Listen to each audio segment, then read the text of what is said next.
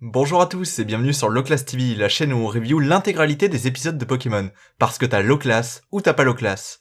9ème épisode, l'école crève-cœur.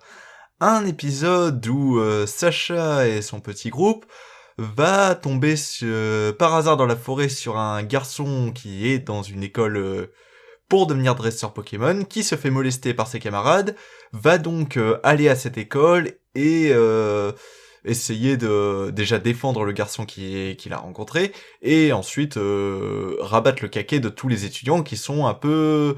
comment dire... euh, euh, qui chient au-dessus de leur cul. Ouais, on va dire ça comme ça.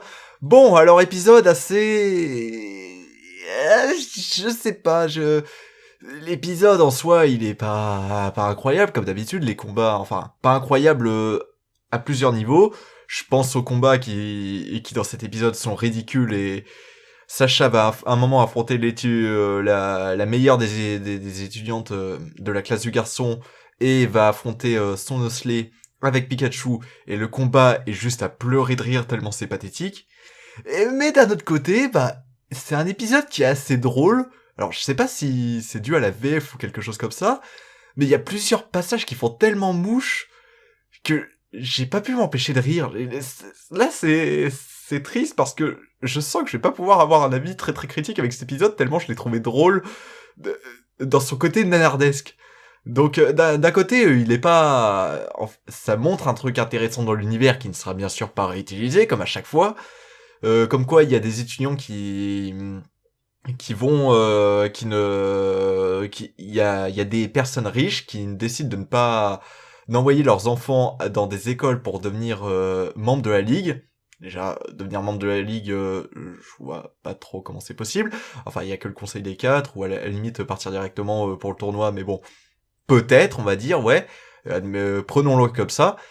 Et c'est des personnes, c'est des personnes riches qui envoient leurs enfants là-bas. Et c'est des personnes qui jouent beaucoup sur les simulations, les cours, tout ça, et qui ont pas forcément beaucoup d'expérience de terrain. Et ça montre déjà un côté quelque chose que je peux reprocher à cet épisode, c'est le côté très rapproché, très frôlant le jeu. Le côté à frôler le jeu, mais beaucoup trop, à un point que c'est pas réaliste. Par exemple, ils étudient certaines choses dans leur école, comme quoi à tel niveau tel Pokémon apprend cette attaque, à tel niveau ce Pokémon apprend cette attaque, et il y a pas de niveau dans l'animé. C'est un truc qui est propre au jeu. Et à la limite, tu peux te dire ouais, dans le jeu, bah ça passe parce que c'est un univers jeu vidéo, mais dans un univers animé, on te dit ouais, ton Pikachu là, il est niveau 15 ou je ne sais quoi, ben c'est difficile à prendre au sérieux. Comment tu le vois, comment tu sais. Et ouais, c'est un côté très... l'animé a encore beaucoup de mal à prendre son envol par rapport à ce qu'est le jeu vidéo, et ça l'empêche d'être totalement crédible. Après, malgré tout, il y a quelques passages qui sont pas mauvais. Il y a des... déjà, je pense, à un moment, il y a une simulation de combat du garçon contre Ondine, ou comme quoi, avec un Boussiflor, il battrait forcément son Staros, du fait que Boussiflor soit un Pokémon plante, Staros eau, puis ensuite ils font un combat en vrai, ils se rendent compte que non. Donc voilà, ça montre un peu de...